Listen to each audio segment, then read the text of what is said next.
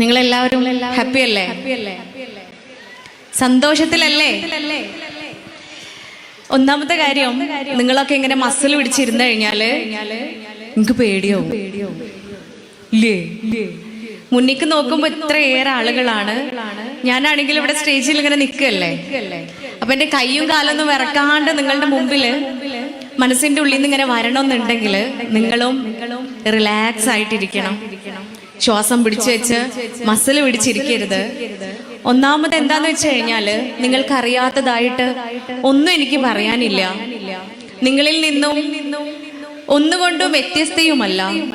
നിങ്ങളുടെയൊക്കെ പോലെ തന്നെ മകളായും പെങ്ങളായും ഭാര്യയായും മരുമകളായും ഉമ്മയായും നാത്തൂനോ ഇളച്ചിയോ മൂത്തച്ചിയോ അമ്മായിയോ ഒക്കെ ആയിട്ട് ഇങ്ങനെ ജീവിതത്തിൽ വേഷങ്ങൾ അഭിനയിച്ചു കൊണ്ടിരിക്കുന്ന ഒരുവൾ മാത്രമാണ് അല്ലേ?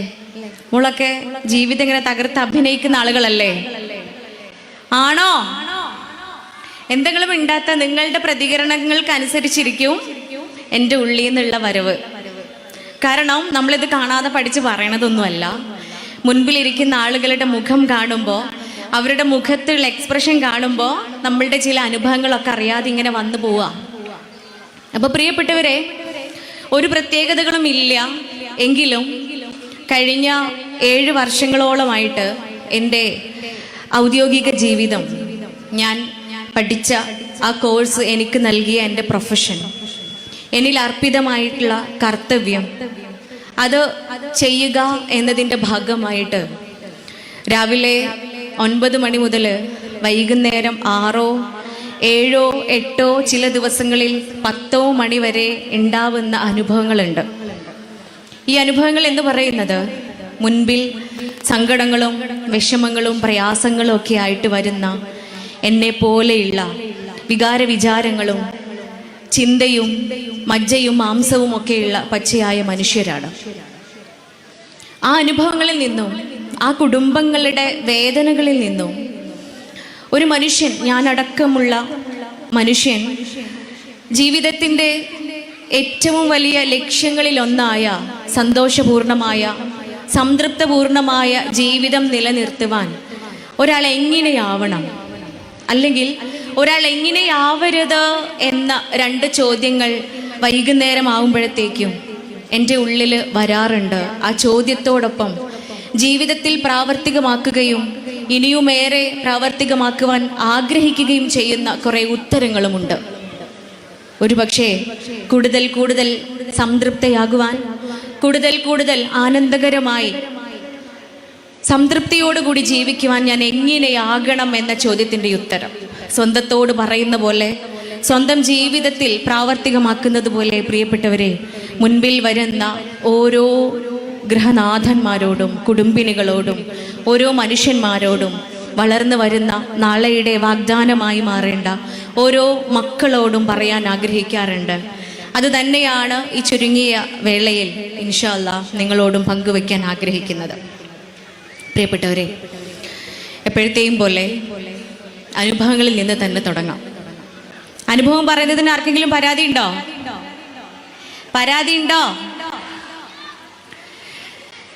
2-3 ദിവസങ്ങൾക്ക് മുൻപേ ആണെന്നാണ് എൻ്റെ ഓർമ്മ. സമയവും ഡേറ്റും വളരെ കൃത്യമായി ഓർക്കുന്നില്ല. ക്ലിനിക്കിലുണ്ടായ 2 അനുഭവങ്ങളിൽ നിന്ന് തുടങ്ങാം. ഒരുപക്ഷെ ഈ അനുഭവങ്ങൾ എന്തുകൊണ്ട് ഞാൻ പങ്കുവെക്കുന്നു എന്നതിനുള്ള ഉത്തരം നിങ്ങൾ ഓരോരുത്തരുമാണ്. നമ്മളൊക്കെ ഓരോ കുടുംബങ്ങളിൽ നിന്നും വരുന്നവരാണ് അല്ലേ? കുടുംബമില്ലാത്ത ആരെങ്കിലും ഇവിടെ ഉണ്ടോ? കുടുംബമില്ലാത്ത ആരെങ്കിലും ഉണ്ടെങ്കിൽ ദയവ് ചെയ്തൊന്ന് കൈ പൊക്കണം.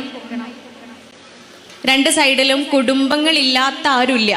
സോ നമ്മളെല്ലാവരും നമ്മൾ അടങ്ങുന്ന കുടുംബങ്ങളിൽ നിന്നും വന്നവരാണ്. അതിലേറെ സന്തോഷം എന്താന്ന് വെച്ചാൽ, പെണ്ണുങ്ങളാണ് കൂടുതൽ. അതായത് വീടിന്റെ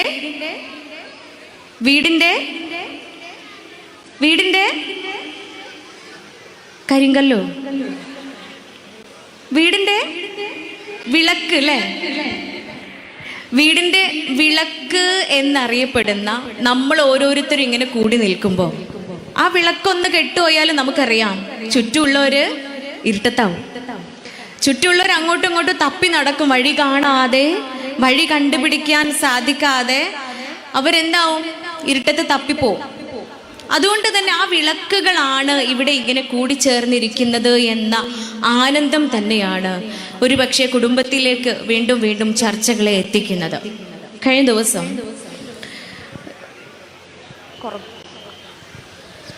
ദിവസം ഒരു മോനെയും കൊണ്ട് ആ കുട്ടിയുടെ ഉമ്മയും ഉപ്പയും ക്ലിനിക്കിലേക്ക് വരികയാണ്.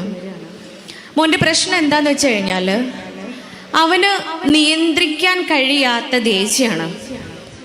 ദേഷ്യം വരും, പക്ഷെ അവൻ്റെ ദേഷ്യം അവനെ കൊണ്ട് നിയന്ത്രിക്കാൻ പറ്റുന്നില്ല. ഒരു പക്ഷേ അവൻ ആഗ്രഹിക്കുന്ന ചില കാര്യങ്ങൾ, അതൊരു പക്ഷേ ബൈക്ക് ഓടിക്കാൻ കൊടുക്കാത്തതാവാം, അവന് മൊബൈൽ ഫോൺ കൂടുതൽ സമയം ഉപയോഗിക്കുമ്പോൾ അത് ഉപയോഗിക്കല്ലേ എന്ന് വാപ്പയോ ഉമ്മയോ പറയുന്നതാവാം, അതുമല്ലെങ്കിൽ TV ഓഫ് ചെയ്യാൻ പറയുന്നതാവാം, അല്ലെങ്കിൽ കുളിക്കാനോ നിസ്കരിക്കാനോ പഠിക്കാനോ ഒക്കെ പറയുന്നതാവാം. ഇങ്ങനെ തുടങ്ങിയിട്ട് അവൻ ഇഷ്ടപ്പെടാത്ത കാര്യങ്ങൾ എന്തെങ്കിലും വീട്ടിൽ അവൻ്റെ പാരൻസ്, അവൻ്റെ ഉമ്മയോ ഉപ്പയോ അവനോട് പറയുകയാണ് എങ്കിൽ ആ സന്ദർഭത്തിൽ അവനെ പോലും നിയന്ത്രിക്കാൻ കഴിയാത്ത വികാരത്തിലൂടെയാണ് അവൻ കടന്നു പോവുക. ഈ കുട്ടിക്ക് ഇത്തരം അനുഭവങ്ങൾ വീട്ടിൽ നിന്ന് ഉണ്ടാവുന്ന സമയത്ത് ഒന്നുകിൽ അവൻ്റെ മുൻപിലുള്ള ഏറ്റവും പ്രിയപ്പെട്ട, ഒരു പക്ഷെ അവനോ അവൻ്റെ വീട്ടുകാർക്കോ അവൻ്റെ പ്രിയപ്പെട്ടവർക്കോ ഏറ്റവും പ്രിയപ്പെട്ട വസ്തുക്കൾ നശിപ്പിക്കുകയായിരിക്കും. അതുമല്ലെങ്കിൽ അവനെ തന്നെ വേദനിപ്പിക്കുന്ന രൂപത്തിൽ അവൻ്റെ തലയോ കൈയോ ശരീരഭാഗങ്ങളോ ചുമരിലൊക്കെ ഇടിച്ചിട്ട് മുറിവാക്കും, അല്ലെങ്കിൽ വീട്ടിൽ നിന്ന് ഇറങ്ങിപ്പോവും. ഇങ്ങനെ തുടങ്ങിയിട്ട് ദേഷ്യം ഇല്ലാതെയാക്കുവാൻ പലതരത്തിലുള്ള മെത്തേഡാണ് അവന് സ്വീകരിച്ചു തുടങ്ങിയത്. അതുകൊണ്ട് തന്നെ കുറച്ചു കാലമൊക്കെ വീട്ടിൽ ഉമ്മയും ഉപ്പയും ഉപദേശിച്ച് അവർ നല്ല പാഠങ്ങളൊക്കെ പറഞ്ഞു കൊടുത്ത് അഡ്ജസ്റ്റ് ചെയ്ത് മുന്നോട്ട് പോവായിരുന്നു. പക്ഷെ അവരെ കൊണ്ട് സാധ്യമല്ല എന്ന് കണ്ടപ്പോൾ സ്കൂളിൽ കൗൺസിലറെ പോയിട്ട് കാണുകയാണ്.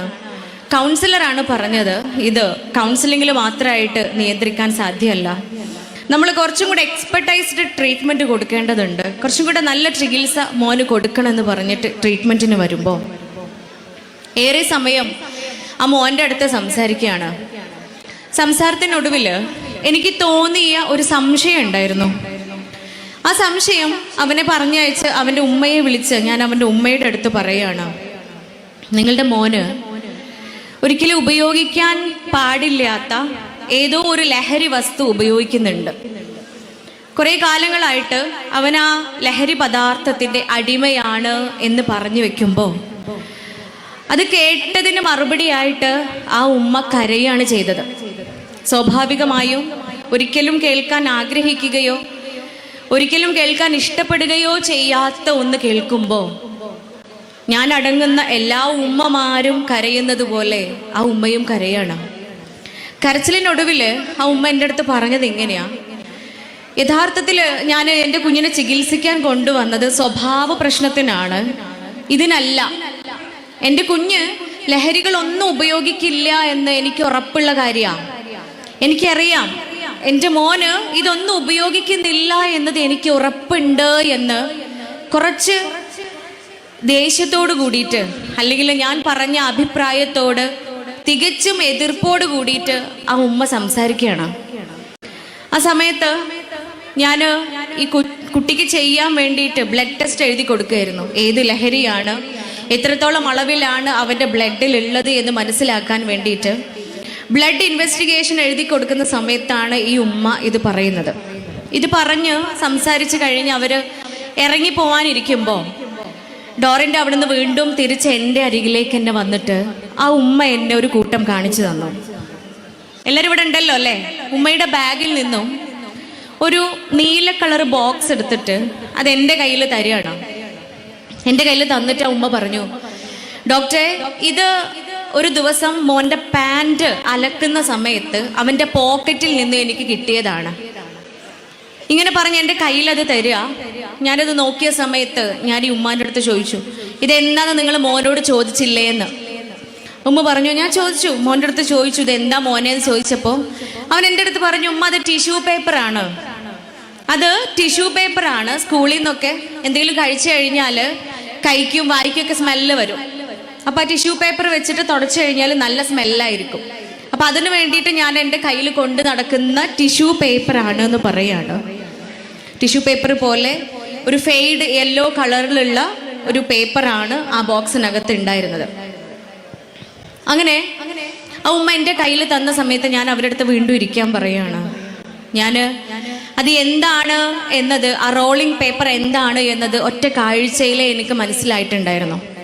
എങ്കിലും അത് ഫോട്ടോ എടുത്ത് നാർക്കോട്ടിക് ഡിപ്പാർട്ട്മെൻറ്റിലുള്ള ഒരു ഫ്രണ്ടിന് അയച്ചു കൊടുത്തു. ഉടനെ തന്നെ അതിനെക്കുറിച്ചുള്ള കംപ്ലീറ്റ് ഡിസ്ക്രിപ്ഷൻസും അതെന്താണ് എന്നതിനെക്കുറിച്ച് വ്യക്തമായ രീതിയിൽ അദ്ദേഹം എനിക്ക് അയച്ചു തന്നു. ഇവിടെ ഇത് ടിഷ്യൂ പേപ്പർ ആണ് എന്ന് മകൻ പറഞ്ഞതിനെ തെല്ലും സംശയിക്കാതെ ഒരു വേള, ഒരു നിമിഷം പോലും എൻ്റെ കുഞ്ഞ് ഇത് എന്തിനു ഉപയോഗിക്കുന്നു എന്ന ചിന്ത പോലും ഇല്ലാതെ അത് വിശ്വസിച്ച ഒരു ഉമ്മ. ആ ഉമ്മ എന്തൊക്കെയോ കൊണ്ട് തിരിച്ച് അവൻ്റെ പോക്കറ്റിൽ തന്നെ വെക്കാതെ അത് ഉമ്മയുടെ ബാഗിൽ കൊണ്ടെടുക്കുക. എന്താന്ന് നിങ്ങൾക്ക് മനസ്സിലായോ? ഹലോ ഉമ്മമാരെ, ഈ റോളിംഗ് പേപ്പർ എന്താന്ന് നിങ്ങൾക്ക് മനസ്സിലായോ? മനസ്സിലായ ആരെങ്കിലും ഉണ്ടോ? ഇത് ടിഷ്യൂ പേപ്പറിനേക്കാളും കട്ടി കുറഞ്ഞ മരത്തിൻ്റെ ചില മെറ്റീരിയൽസ് ഒക്കെ ഉപയോഗിച്ച്, പൾപ്പൊക്കെ ഉപയോഗിച്ച് ഉണ്ടാക്കുന്ന ഒരു പേപ്പറാണ്. ഇതിൽ 26 വളരെ ടോക്സിസിറ്റി നിറഞ്ഞ, വളരെ വിഷം നിറഞ്ഞ ലെഡ് പോലെയുള്ള മെറ്റൽസ് ആണ് ഇതിൻ്റെ കണ്ടന്റ്. ഇതെന്തിനാ ഉപയോഗിക്കുന്നതെന്ന് വെച്ച് കഴിഞ്ഞാൽ, ഒരു പക്ഷേ സിഗരറ്റ് പോലെയുള്ള, പുകയ്ക്കുന്ന പുകയില പോലെയുള്ള ലഹരി ഉണ്ടാക്കുന്ന പദാർത്ഥങ്ങൾ, നിക്കോട്ടിൻ പോലെയുള്ള പദാർത്ഥങ്ങളാവാം. അതുമല്ല എങ്കിൽ കഞ്ചാവോ, ഏറ്റവും ഇന്ന് സുലഭമായി ലഭിക്കുന്ന, എല്ലായിടത്തും ലഭിക്കുന്ന, ലോകത്തെ ഏറ്റവും വിഷം നിറഞ്ഞ കെമിക്കൽ ടോക്സിക് ആയിട്ടുള്ള MDMA ആവാം. ഇത്തരത്തിലുള്ള ലഹരി പദാർത്ഥങ്ങൾ ഈ റോളിംഗ് പേപ്പറിൽ വെച്ച് അത് ചുരുട്ടിയിട്ട് മക്കൾ ഉപയോഗിക്കും. അത് കഴിക്കുന്നവരുണ്ട്, അത് പുകച്ച് അതിൻ്റെ പുക കൊള്ളുന്നവരുണ്ട്. പല രീതിയിലാണ് അത് ശരീരത്തിലേക്ക് ഇൻസേർട്ട് ചെയ്യുക. ഈ പേപ്പറാണ് +1 പഠിക്കുന്ന ആ മോൻ്റെ പോക്കറ്റിൽ നിന്നും ഉമ്മാക്ക് കിട്ടിയത്. അത് ടിഷ്യൂ പേപ്പർ പോലെ തന്നെ ഇരിക്കും. ടിഷ്യൂ പേപ്പർ ആണെന്ന് പറഞ്ഞ് ഉമ്മയെ പറ്റിച്ച ആ മോൻ്റെ മുമ്പിൽ വളരെ നിഷ്കളങ്കതയോട് കൂടിയിട്ട് ആ ഉമ്മ പറ്റിക്കപ്പെടുകയാണ്, അല്ലേ? ഒരുപക്ഷെ ഞാനും നിങ്ങളും ഒക്കെ പറ്റിക്കപ്പെടുന്ന ആ ഉമ്മയുടെ ഗണത്തിൽപ്പെട്ടവരാവാം. ആവാതിരിക്കണമേ എന്ന് ഓരോ നിമിഷവും പ്രാർത്ഥിക്കുന്നവരാണ്. ഇത്തരം കൂടിച്ചേരലുകൾ, അത്തരം ദുഃഖകരമായ സന്ദർഭങ്ങളിലേക്ക് നമ്മൾ ആരും എത്താതിരിക്കാൻ വേണ്ടി ഞാൻ എന്ത് ചെയ്യണം, നമ്മൾ എന്ത് ചെയ്യണം എന്ന പാഠം കൂടി ഉൾക്കൊള്ളുന്ന സന്ദർഭങ്ങളാവട്ടെ. പ്രിയപ്പെട്ടവരെ, ഇത് ആ ഉമ്മയെ ബോധ്യപ്പെടുത്തി കൊടുത്ത് ദുഃഖം കൂടി ആ ഉമ്മ ക്ലിനിക്കിൽ നിന്ന് ഇറങ്ങിപ്പോകുമ്പോൾ വീണ്ടും ഇതിനൊരു പരിഹാരം എന്ന രൂപേണ മോനെ വിളിക്കുകയാണ്. മോനെ വിളിച്ച് ഇതിൻ്റെ ഉപയോഗം എത്ര നാള് തുടങ്ങി, എത്രത്തോളം അളവിൽ അവൻ്റെ ബ്ലഡിൽ അതുണ്ട് എന്നൊക്കെ മനസ്സിലാക്കിയിട്ടാണ് അടുത്ത ചികിത്സ നമ്മൾ തീരുമാനിക്കുക. ഒരുപക്ഷെ അവനെ ഡി അഡിക്ഷൻ സെൻ്ററിലേക്ക് പറഞ്ഞയക്കേണ്ടി വരും. അതുമല്ലെങ്കിൽ മെഡിസിൻസിൻ്റെ സഹായത്തോടു കൂടിയിട്ട് അവൻ്റെ ഈ അഡിക്ഷൻ മാറ്റേണ്ടി വരും. ഏത് രൂപത്തിലാണ് ചികിത്സ മുന്നോട്ട് പോവേണ്ടത് എന്നറിയാൻ അവനെ വിളിക്കുകയാണ്.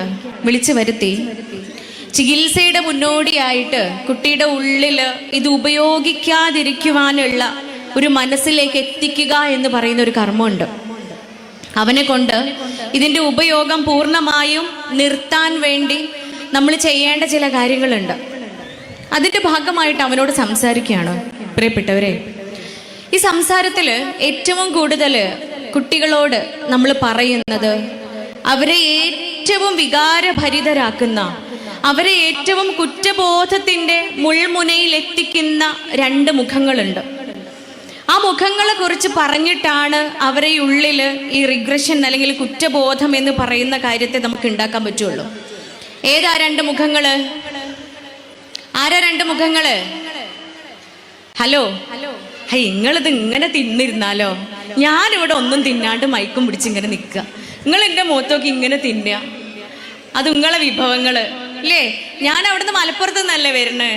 ഞങ്ങൾക്ക് നിങ്ങളെ മുട്ടമാലയും അതുപോലെ എന്താ ചട്ടിപ്പത്തിരിയും പിന്നത്തെ ടയർ പത്തല്, മീൻ പത്തല്, ഞങ്ങൾക്ക് ആകെ ഒരു നൈസ് പത്തിരിയേ ഉള്ളൂ ഇല്ലേ? ഞങ്ങളെങ്ങാനും ടയർ പത്തൽ ഉണ്ടാക്കാൻ നിന്നാൽ ഉള്ളു വേവൂല്ല. ഒരിക്കലേ നിങ്ങൾ നാദാപുരത്ത് വന്ന് വളരെ മനോഹരമായിട്ട് ടയറ് പത്തലൊക്കെ കഴിപ്പിച്ച് വീട്ടിൽ പോയിട്ട് ടയറ് പത്തൽ ഉണ്ടാക്കുക. മന ഞെട്ടിക്കണല്ലോ അല്ലേ? രണ്ടും കൽപ്പിച്ച് പോയി. നിങ്ങൾ ഇവിടുന്ന് തന്നോ? അവർ കുറച്ച് പൊടിയൊക്കെ കൊടുത്തു വിട്ട്, ഞങ്ങൾ അവിടെ കിട്ടൂല അതിൻ്റെ പൊടി. അങ്ങനെ വീട്ടിൽ ചെന്നിട്ട് പ്രിപ്പയർ ചെയ്ത് കഴിക്കുന്ന സമയത്ത് അതങ്ങ് കടിച്ചതും പുറം ഭാഗം മാത്രം വെന്തിട്ടുള്ളൂ, ഉള്ളിൽ മാവ് അതുപോലെ ഇരിക്കുക. അതോടെ നിർത്തി. ഇത് നമ്മളെ കൊണ്ട് കൂട്ടിയാ കൂടൂല, നമ്മളെ കൊണ്ട് നൈസ് പത്തിരിയെ നടക്കുള്ളൂ എന്ന് മനസ്സിലായി. അപ്പൊ ഞാനിവിടെ ഇങ്ങനെ നിൽക്കുമ്പോൾ നിങ്ങൾ തിന്നുന്ന സമയത്ത് ഞാൻ പറയുന്നതിന് ഒന്ന് മൂളിക്കൂടെ? വായിൽ എന്തുണ്ടെങ്കിലും ഒന്ന് മൂളിക്കൂടെ? അപ്പൊ മൂളൂല്ലേ? അപ്പൊ നമ്മൾ പറഞ്ഞു വന്നത്, പ്രിയപ്പെട്ടവരെ, ആരാണ് ആ രണ്ട് മുഖം നിങ്ങൾക്കറിയോ? നമ്മളുടെ ഉള്ളില് കുറ്റബോധം ഉണ്ടാക്കത്തക്ക രൂപത്തിൽ നമ്മൾ സംസാരിക്കുന്ന രണ്ട് മുഖങ്ങള് നമ്മുടെ ഉമ്മയുപ്പയാണ്, നമ്മുടെ മാതാപിതാക്കളാണ്, പ്രത്യേകിച്ച് കുട്ടികളുടെ. അങ്ങനെയാണ് എൻ്റെ അനുഭവം, അങ്ങനെയാണ്. ആ അനുഭവത്തിന്റെ വെളിച്ചത്തിൽ ഈ കേസിലും ഞാൻ എന്ത് ചെയ്തു? ഈ കുട്ടിയുടെ അടുത്ത് ആ കുട്ടിയുടെ ഉമ്മയെക്കുറിച്ചും ഉപ്പയെക്കുറിച്ചും മാതാപിതാക്കള് ആ കുട്ടിക്ക് വേണ്ടി കുഞ്ഞുനാള് മുതൽ ഒരു പക്ഷേ അവനെ കൺമുന്നിൽ കാണുന്നതിന് മുൻപേ അവനെ സ്നേഹിക്കാൻ തുടങ്ങിയ രണ്ട് മനുഷ്യന്മാരേ ഉള്ളൂ. അത് ഉമ്മയും ഉപ്പയും മാത്രം. മറ്റുള്ളവരൊക്കെ അവനെ സ്നേഹിച്ചു തുടങ്ങിയത് അവന് പുറത്തു വന്നതിന് ശേഷം, അമ്മയുടെ ഗർഭപാത്രത്തിൽ നിന്നും അവൻ പുറത്തെത്തിയതിനു ശേഷം മാത്രമാണ് ബാക്കിയുള്ളവരൊക്കെ അവനെ സ്നേഹിച്ചു തുടങ്ങിയത്. പക്ഷെ ഉമ്മയും ഉപ്പയും അങ്ങനെ ആയിരുന്നില്ല. ആ ഗർഭത്തിലിരിക്കുന്ന സമയം മുതൽ അവനെ സ്നേഹിച്ചു തുടങ്ങിയ ആ ഉമ്മയെയും ഉപ്പയെയും കുറിച്ച്, അവരനുഭവിച്ച ത്യാഗങ്ങളെക്കുറിച്ച്, അവരനുഭവിച്ച പ്രയാസങ്ങളെക്കുറിച്ച്, അവർ കണ്ടുകൊണ്ടിരിക്കുന്ന കിനാവുകളെയും സ്വപ്നങ്ങളെയും പ്രതീക്ഷകളെയും കുറിച്ച് ഇങ്ങനെ പറഞ്ഞ് മനസ്സിലാക്കി കൊടുക്കുന്നതിനിടയിൽ, പ്രിയപ്പെട്ട ഉമ്മമാരെ, ആ കുട്ടി എൻ്റെ അടുത്ത് ഒരു ചോദ്യം ചോദിച്ചു. അല്ല ഡോക്ടറെ, നിങ്ങളീ പറയുന്ന കുടുംബത്തിന് വേണ്ടിയിട്ട്, ഈ ഉമ്മാക്കും ഉപ്പാക്കും വേണ്ടിയിട്ട് നമ്മളുടെ ലൈഫ് എന്തിനാ നമ്മൾ കളയണേന്ന്? നമ്മളുടെ രസം, നമ്മളുടെ ഇഷ്ടങ്ങള്, നമ്മളുടെ സ്വാതന്ത്ര്യങ്ങള്, അതെന്തിനാ നമ്മൾ കളയുന്നേ? ഈ ചോദ്യം കേട്ട് എനിക്ക് തിരിച്ചവനോട് പറയാൻ മറുപടികൾ ഉണ്ടായിരുന്നില്ല. കുടുംബത്തിൻ്റെ ഇഷ്ടത്തിന് വേണ്ടി, അല്ലെങ്കിൽ കുടുംബത്തിൻ്റെ ആഗ്രഹങ്ങൾക്ക് വേണ്ടി, കുടുംബത്തിന് വേണ്ടി മാത്രമാണോ നമ്മൾ ജീവിക്കുന്നത്? അടുത്ത അവൻ്റെ വാക്ക് ഇങ്ങനെയായിരുന്നു: എൻ്റെ ഉമ്മയുടെയും ഉപ്പയുടെയും അല്ലെങ്കിൽ എൻ്റെയും തീരുമാനപ്രകാരമല്ല ഞാൻ ജനിച്ചത്, അവരുടെ മകനായി ജനിക്കണമെന്ന് വിധിയായിരുന്നു. അങ്ങനെ ഞാൻ ജനിച്ചു. ഇനി മരിക്കുന്നത് വരെ ഞാൻ സ്വതന്ത്രനായി ജീവിക്കും. ആ ജീവിതം എനിക്ക് എൻ്റെ ഇഷ്ടത്തിന് ജീവിച്ചുകൂടെ എന്ന് ഫുൾ സ്റ്റോപ്പ് ഇടുന്ന സമയത്ത്, ഒരു പക്ഷേ അവിടെ ചർച്ച അവസാനിപ്പിക്കുന്ന സമയത്ത്, പ്രിയപ്പെട്ടവരെ, ഇത് എൻ്റെ അനുഭവങ്ങളിൽ ഒന്നാണ് എങ്കിൽ അടുത്ത ഒരു അനുഭവം കൂടി നമുക്ക് കേൾക്കാം. Are you ready?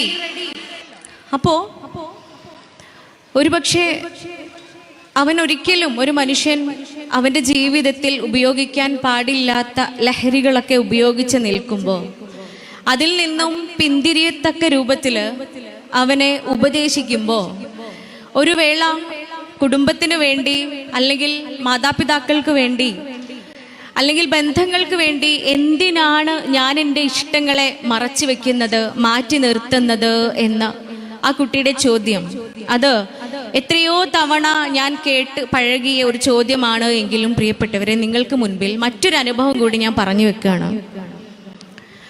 ഒരിക്കല് ഒരു പെൺകുട്ടിയാണ് ക്ലിനിക്കിൽ കൊണ്ടുവന്നത്.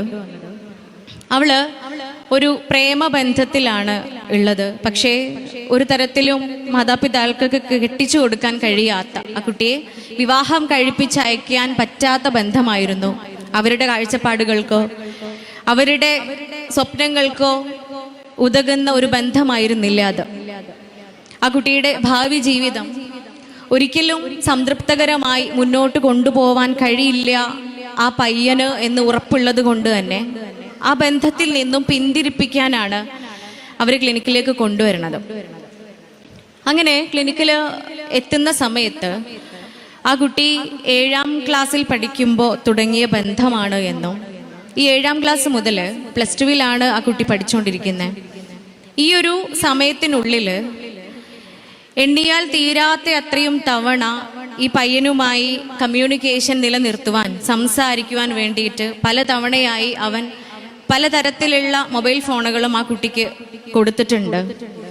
ഇവയെല്ലാം വീട്ടുകാർ കണ്ടുപിടിക്കുകയും ഉപയോഗിക്കാതെ അതിൽ നിന്നും കുട്ടിയെ തടഞ്ഞു നിർത്തുകയുമാണ് ചെയ്തത്.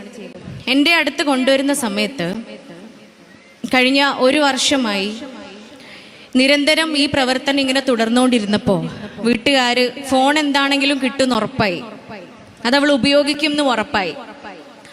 അപ്പൊ പിന്നെ അതിൻ്റെ ഉപയോഗം നിർത്താൻ വീട്ടുകാർ കണ്ടെത്തിയ, അല്ലെങ്കിൽ ഉമ്മയും ഉപ്പയും കൂലംകുശമായി ചിന്തിച്ച് അവർ കണ്ടെത്തിയ ഒരു സൊല്യൂഷനാണ് വീട്ടിൽ മൊബൈൽ ഫോൺ ചാർജ് ചെയ്യാനുള്ള എല്ലാ പഴുതുകളും അടയ്ക്കുക എന്ന് പറയുന്നത്. നിങ്ങളൊക്കെ ഇവിടെ ഉണ്ടല്ലോ അല്ലേ? ഫോൺ ചാർജ് ചെയ്യാനുള്ള എല്ലാ സാഹചര്യങ്ങളും വീട്ടിലേത് അടച്ചു വെക്കുക. ചുരുക്കി പറഞ്ഞാൽ എല്ലാ പ്ലഗുകളും വീട്ടിൽ ക്ലോസ് ചെയ്യാണ്. ആ ഉമ്മ അടുക്കളയിൽ പോലും ഒരു ഇലക്ട്രോണിക് ഉപകരണങ്ങളും ഉപയോഗിക്കാതെ കഴിഞ്ഞ 1 വർഷമായി ഭക്ഷണം ഉണ്ടാക്കുകയാണ്. മിക്സി ഇല്ല, ഫ്രിഡ്ജില്ല, വാഷിംഗ് മെഷീൻ ഇല്ല, അല്ലെങ്കിൽ ഗ്രൈൻഡർ ഇല്ല. ഇങ്ങനെ തുടങ്ങിയിട്ട് യാതൊരു ഇലക്ട്രോണിക് ഉപകരണങ്ങളും ആ അടുക്കളയിലില്ല. പഴമയിലേക്ക് മടങ്ങിക്കൊണ്ട് ഇടിച്ചും അല്ലെങ്കിൽ അമ്മിയിൽ അരച്ചും ഭക്ഷണം ഉണ്ടാക്കുന്ന അവസ്ഥയിലേക്ക് ആ ഉമ്മ മാറിയിരിക്കുന്നു. എന്തിനു വേണ്ടിയിട്ടാ? ആർക്ക് വേണ്ടിയിട്ടാ? സുഖ സൗകര്യങ്ങളും എല്ലാം ഉണ്ടായിട്ടും അവയെല്ലാം മറച്ചു വെച്ചത്, മാറ്റിവെച്ചത് തൻ്റെ കുഞ്ഞിൻ്റെ ഭാവി ജീവിതത്തിന് വേണ്ടിയിട്ട് മാത്രം. പലപ്പോഴും അവര് ഉപയോഗിക്കുന്നത്, വീട്ടിലെ ബാക്കിയുള്ള എല്ലാ മെമ്പേഴ്സിനും 2 മൊബൈൽ ഫോൺ മാത്രമാണ് ആ വീട്ടിലുള്ളത്. അത് സ്മാർട്ട് ഫോൺ ആയിരുന്നില്ല, ടച്ച് ഫോൺ അല്ല. ഈ ഫോണ് തൊട്ടടുത്ത തറവാട് വീട്ടിൽ പോയിട്ട് ചാർജ് ചെയ്യും. കുറേ സമയം 2 ദിവസം 3 ദിവസമൊക്കെ ചാർജ് നിൽക്കുന്ന രൂപത്തിലുള്ള മൊബൈൽ ഫോൺ. ഇങ്ങനെ എല്ലാ തരത്തിലും ആ കുട്ടിക്ക് പുറവുമായി, അല്ലെങ്കിൽ ഈ പയ്യനുമായുള്ള ബന്ധം സ്റ്റോപ്പാക്കാൻ വേണ്ടി കഴിഞ്ഞ 1 വർഷക്കാലം ഈ വീട്ടുകാർ ശ്രമിച്ചുകൊണ്ടിരിക്കുമ്പോഴും എൻ്റെ അടുത്ത് കൊണ്ടുവരുന്നതിൻ്റെ 2 ദിവസം മുൻപേ ഈ കുട്ടിയുടെ കയ്യിൽ നിന്നും വീണ്ടും മൊബൈൽ ഫോൺ കിട്ടുകയാണ്. ആ കുട്ടിയുടെ കയ്യിൽ നിന്നും കിട്ടിയതല്ല, ശരീരത്തിൽ ഒളിപ്പിച്ചു വെച്ചതായിരുന്നു. ആ കുട്ടിക്ക് യൂട്രസുമായി ബന്ധപ്പെട്ട് ഗർഭപാത്ര സംബന്ധമായ ഒരു അസുഖം ഉണ്ടായത് കാരണം തൊട്ടടുത്ത ഹോസ്പിറ്റലിലുള്ള ഗൈനക്കോളജിസ്റ്റിനെ കാണിക്കാൻ വേണ്ടിയിട്ട് പോവാണ്. അങ്ങനെ ഗൈനക്കോളജിസ്റ്റ് നടത്തിയ പരിശോധനയിലാണ് മൊബൈൽ ഫോൺ ഒളിപ്പിച്ചു വെച്ചത് കാണുന്നത്. അങ്ങനെ ഈ മൊബൈൽ ഫോണ് എങ്ങനെ ചാർജ് ചെയ്തു എന്ന ചോദ്യത്തിന് അവൾ നൽകിയ മറുപടി എങ്ങനെയായിരുന്നു? ഓരോ പ്ലഗും ഓപ്പൺ ചെയ്താൽ, അവൾ തുറന്നു കഴിഞ്ഞാൽ അറിയുന്ന രൂപത്തിലാണ് വാപ്പ എന്തൊക്കെയോ ടെക്നോളജിയൊക്കെ ഉപയോഗിച്ച് ക്ലോസ് ചെയ്ത് വെച്ചിരിക്കുകയാണ് എല്ലാ പ്ലഗുകളും. ഇവള് പ്ലഗ് മുഴുവനായും പറിച്ചെടുത്ത് അതിനുള്ള എക്യുപ്മെന്റ് ഒക്കെ ആ പയ്യൻ അവൾക്ക് കൊണ്ടുപോയി കൊടുത്തിരുന്നു. പ്ലഗ് മുഴുവനായും അതിൻ്റെ ആണിയടക്കം പറിച്ചെടുത്ത് അതിൻ്റെ ഉള്ളിൽ വെച്ചിട്ടാണ് മൊബൈൽ ഫോൺ ചാർജ് ചെയ്തിരുന്നത്. ഒരു വിധേനയും നമ്മളെപ്പോലെയുള്ള സാധാരണക്കാരായ മാതാപിതാക്കൾക്ക് കണ്ടുപിടിക്കാൻ കഴിയാത്ത രൂപത്തിൽ പ്ലഗിനുള്ളിൽ വെച്ചിട്ട് അവൾ മൊബൈൽ ഫോൺ ചാർജ് ചെയ്തു. അവരാരും കണ്ടുപിടിക്കാതെ ഈ 1 വർഷക്കാലം അവൾ ആ ബന്ധം തുടർന്നു. ഒരു പക്ഷേ യാതൊരു സംശയവും ആ മാതാപിതാക്കൾക്ക് തോന്നിയിട്ടില്ല. അങ്ങനെ ക്ലിനിക്കിൽ കൊണ്ടുവന്ന് നേരത്തെ അതേ രൂപത്തിൽ ആ ബന്ധത്തിൽ അവൾക്ക് ഉണ്ടാവാൻ പോകുന്ന, അവൾ അനുഭവിക്കാൻ പോകുന്ന എല്ലാ വരുംവരായികകളെ കുറിച്ചും സംസാരിച്ച് ഒടുവിൽ വീണ്ടും അവൾക്ക് വേണ്ടി ഇത്രയേറെ ത്യാഗം സഹിക്കുന്ന സ്നേഹനിധികളായ ആ മാതാപിതാക്കളിലേക്ക് എത്തിയപ്പോൾ, ആ കുടുംബത്തിലേക്ക് എത്തിയപ്പോൾ എന്നത്തെയും പോലെ അവളും പറഞ്ഞ ഒരു മറുപടി ഉണ്ട്. എന്തിനാണ് കുടുംബത്തിനു വേണ്ടി നമ്മുടെ ജീവിതം നശിപ്പിക്കുന്നത്? എന്തിനാണ് കുടുംബത്തിന് വേണ്ടി, മാതാപിതാക്കൾക്ക് വേണ്ടി എൻ്റെ ഇഷ്ടങ്ങളെ ഞാൻ മാറ്റി നിർത്തുന്നത്? എൻ്റെ ഇഷ്ടങ്ങളെ, എൻ്റെ സ്വാതന്ത്ര്യങ്ങളെ ഞാൻ ഹനിക്കുന്നത്? ഞാൻ ജീവിക്കേണ്ടത് എനിക്കിഷ്ടമുള്ള ആളുടെ കൂടെയല്ലേ? ഞാൻ ജീവിക്കേണ്ടത് എനിക്കിഷ്ടമുള്ള രൂപത്തിലല്ലേ? മൈ ലൈഫ് മൈ ചോയ്സ് എന്നതായിരുന്നു അവളുടെ ഉത്തരം. പ്രിയപ്പെട്ടവരെ, ഇത് എൻ്റെ ഒരുപാട് അനുഭവങ്ങളിൽ 2 അനുഭവങ്ങൾ മാത്രമാണ്. ഇതിവിടെ ഞാൻ പറഞ്ഞു വെക്കാൻ കാരണം, നമ്മൾ പ്രതീക്ഷയും സ്വപ്നങ്ങളും നൽകിക്കൊണ്ട് വളർത്തി വലുതാക്കുന്ന നമ്മുടെ നാളെയുടെ വാഗ്ദാനമായി മാറേണ്ട നമ്മുടെ പുതുതലമുറ, നമ്മുടെ മക്കള്, ഞാൻ അടക്കമുള്ള ഓരോ മനുഷ്യനും അമ്മയാവാൻ പോകുന്നു, അച്ഛനാകാൻ പോകുന്നു എന്നറിയുന്ന നിമിഷം മുതൽ ഈ മക്കളിൽ നാം അറിയാതെ പ്രതീക്ഷകളും സ്വപ്നങ്ങളും മാറിപ്പോവുകയാണ്, മക്കളിലേക്ക് മാറ്റപ്പെടുകയാണ്. ഒരു വേള നമ്മളെക്കുറിച്ച് ചിന്തിക്കുന്നതിനേക്കാളേറെ മക്കൾക്ക് വേണ്ടി നമ്മൾ പലതും ത്യജിക്കുകയാണ്. ഈ സാഹചര്യത്തിൽ ഒരു പക്ഷേ നാളെ എന്ന് പറയുന്ന കാലഘട്ടം ഏത് വിധേനയായിത്തീരുമെന്ന് പോലും നമുക്ക് ചിന്തിക്കാൻ കഴിയാത്ത ഒരു സാഹചര്യമാണ് ഇന്ന് നിലകൊള്ളുന്നത് എന്ന് ഞാൻ അടങ്ങുന്ന കുടുംബിനികളും ഉമ്മമാരും അമ്മമാരും മാതാപിതാക്കളും അറിഞ്ഞിരിക്കുക എന്നത് തന്നെയാണ്. ഇവിടെ പറഞ്ഞു വരുന്നത്, നമ്മുടെ കുട്ടികൾക്കൊന്നും ഇപ്പോ എന്ത് വേണ്ട? എന്ത് വേണ്ടേ? എന്താ വേണ്ടാത്തേ? എന്താ വേണ്ടാത്തേ? കുടുംബം. എന്താണ്? കുടുംബം വേണ്ട, നമ്മളൊന്നും വേണ്ടാന്ന്. നമ്മള് സ്വപ്നം കാണില്ലേ?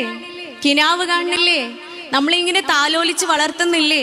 ഈ പൊന്നോമന മക്കൾക്ക് നമ്മളെ വേണ്ട എന്ന് പറയുന്നൊരു നിമിഷത്തെക്കുറിച്ച് നിങ്ങൾ ചിന്തിക്കുന്നുണ്ടോ? ആ വാദത്തിന്റെ പേരാണ് ലിബറലിസം എന്ന് പറയുന്നത്. ഒരുപക്ഷെ നിങ്ങളൊക്കെ കേട്ടവരായിരിക്കും. ലിബറലിസം എന്ന് വെച്ചാൽ എന്താ?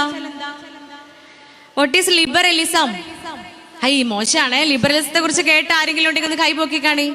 ഒരാളാണെങ്കിലും പൊക്കാം. ഒരാളോ രണ്ടാളും ഇവിടെ കേട്ടിട്ടുണ്ട്. എന്തിനാ നിങ്ങൾക്ക് ഇത്ര നാണം?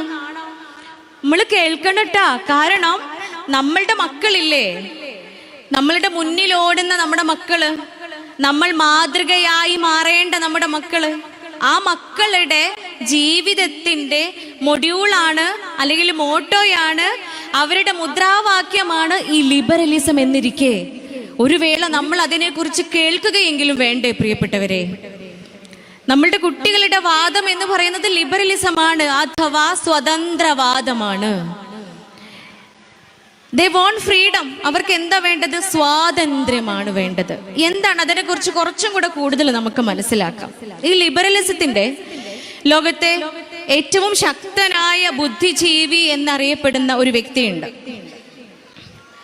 അയാളുടെ പേര് യോഹാൻ നോഹ ഹരേര എന്നാണ്. യുവാൽ നോഹ ഹരേര. ഇദ്ദേഹം ഏകദേശം 42 45 പ്രായം മാത്രമുള്ള ഒരു ബുദ്ധിജീവിയാണ്. ഇദ്ദേഹത്തിന്റെ 3 വളരെ ഫേമസ് ആയ 3 ഏറ്റവും കൂടുതൽ വിറ്റഴിക്കപ്പെട്ട 3 പുസ്തകങ്ങളുണ്ട്. അതില് ഒന്നാമത്തെ പുസ്തകം ഹോമോ സാപ്പിയൻസ് എന്നാണ്. രണ്ടാമത്തെ പുസ്തകം 21 Lessons to 21st Century. മൂന്നാമത്തെ പുസ്തകം The Lesson to the Mankind, The Explanation to the Mankind എന്നാണ്. ഈ 3 പുസ്തകങ്ങളിലും പ്രധാനമായും പറഞ്ഞു വെക്കുന്നത്, നമ്മൾ മനുഷ്യന്മാരെ ആഗ്രഹിച്ചാലും ഇല്ലെങ്കിലും, നമ്മളെ മനസ്സിൽ കരുതിയാലും ഇല്ലെങ്കിലും 2300 ആവുമ്പോഴത്തേക്കും കുടുംബം എന്ന് പറയുന്ന സംവിധാനം ഇവിടെ ഇല്ലാതെയാകും. കുടുംബം എന്ന് പറയുന്ന ആ അവസ്ഥയുണ്ടല്ലോ, അത് നമ്മുടെ ഭൂമിയിൽ ഇല്ലാതെയാവുകയാണ്, ആയിക്കൊണ്ടിരിക്കുകയാണ് എന്നാണ് ആ പുസ്തകത്തിൽ, ഈ 3 പുസ്തകങ്ങളിലും ആകെ മൊത്തം പറഞ്ഞു വെക്കുന്നത്. അതിനെക്കുറിച്ച് വീണ്ടും പറയുന്നുണ്ട്, ഏകദേശം 20-30 വർഷങ്ങൾ കൊണ്ട് നാം അടങ്ങുന്ന മനുഷ്യന്റെയൊക്കെ സന്തോഷത്തിന്റെ ഇൻഡെക്സ് എന്ന് പറയുന്നത്, അല്ലെങ്കിൽ സന്തോഷത്തിന്റെ അളവ് കോല് എന്ന് പറയുന്നത്, അത് ലഹരി പദാർത്ഥങ്ങളുടെ ഉപയോഗത്തിനനുസരിച്ചും അതിൻ്റെ ലഭ്യതയ്ക്ക് അനുസരിച്ചും കൂടെ ഏതാണിനെയും പെണ്ണിനെയും മറ്റേതൊരാണിനും പെണ്ണിനും എങ്ങനെയും ഉപയോഗിക്കാം എന്നതിനനുസരിച്ചുമായിരിക്കും. ഇനി ഈ പറയുന്ന കാര്യങ്ങൾ അത് നാളെയല്ലേ, അല്ലെങ്കിൽ 10-20 കൊല്ലമൊക്കെ കഴിഞ്ഞിട്ടല്ലേ എന്ന് വായിക്കുന്ന ഞാനോ നിങ്ങളോ ചിന്തിക്കുന്നുണ്ട് എങ്കിൽ, അതിലേക്ക് എത്തിക്കൊണ്ടിരിക്കുകയാണ് നമ്മൾ.